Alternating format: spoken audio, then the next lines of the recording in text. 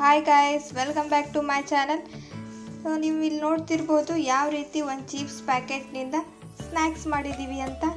So ಇದನ್ನು ಹೇಗೆ ಮಾಡೋದು ಅಂತ ನೋಡೋಣ ಬನ್ನಿ ಫ್ರೆಂಡ್ಸ್. ತುಂಬಾ ಸಿಂಪಲ್ ಆಗಿರುತ್ತೆ, ಸಖತ್ ಟೇಸ್ಟಿ ಸಹ ಇರುತ್ತೆ. ಇವಾಗ ನಾನು ಒಂದು ಚಿಪ್ಸ್ ಪ್ಯಾಕೆಟನ್ನು ತೊಗೊಂಡ್ಕೊಂಡಿದ್ದೀನಿ. ಸೊ ನಿಮಗೆ ಯಾವ ಫ್ಲೇವರ್ ಇಷ್ಟನೋ ಆ ಫ್ಲೇವರ್ನ ತೆಗೆದುಕೊಳ್ಬೋದು. ಈಗ ಒಂದು ಬೌಲ್ನಲ್ಲಿ ಚಿಪ್ಸನ್ನು ಹಾಕೊಳ್ಳೋಣ. ಸೊ ಈ ಥರ ಚಿಪ್ಸನ್ನು ಪುಡಿ ಮಾಡಬೇಕು.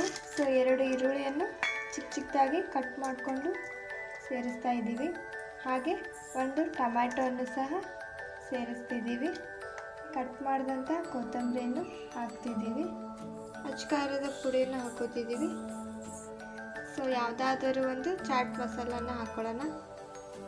ಮತ್ತು ಸ್ವಲ್ಪ ರುಚಿಗೆ ತಕ್ಕಷ್ಟು ಸ್ವಲ್ಪನೇ ಹಾಕೊಳ್ಳೋಣ. ಈಗ ಆಲ್ರೆಡಿ ಚಿಪ್ಸ್ನಲ್ಲಿ ಉಪ್ಪಿನಂಶ ಇರುತ್ತೆ, ಸೊ ಅದಕ್ಕೆ ಸ್ವಲ್ಪನೇ ಸೇರಿಸ್ಕೊಳ್ಳೋಣ.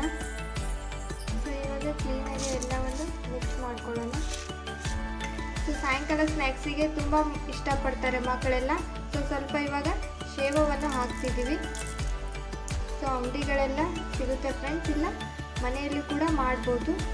ಸೊ ಇವಾಗ ಲಿಂಬೆ ರಸವನ್ನೇ ಸ್ವಲ್ಪ ಹಿಂಡ್ಕೊಳ್ಳೋಣ ಇದಕ್ಕೆ. ಸೊ ಹುಳಿಯಾಗಿ ಟೇಸ್ಟ್ ಸಖತ್ ಕೊಡುತ್ತೆ. ಸರಿಯಾಗೆಲ್ಲ ಕ್ಲೀನಾಗೆ ಮಿಕ್ಸ್ ಮಾಡ್ಕೊಳ್ಳೋಣ.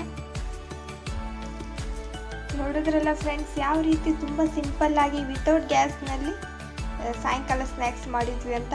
ಸೊ ಇದೇ ರೀತಿ ನೀವು ಮನೆಯಲ್ಲಿ ಮಾಡಿ ನೋಡಿ, ಓನ್ಲಿ 1 ಪ್ಯಾಕ್ ಚಿಪ್ಸ್ನಿಂದ. ಸೊ ಮಕ್ಕಳೆಲ್ಲ ತುಂಬಾ ಇಷ್ಟಪಡ್ತಾರೆ.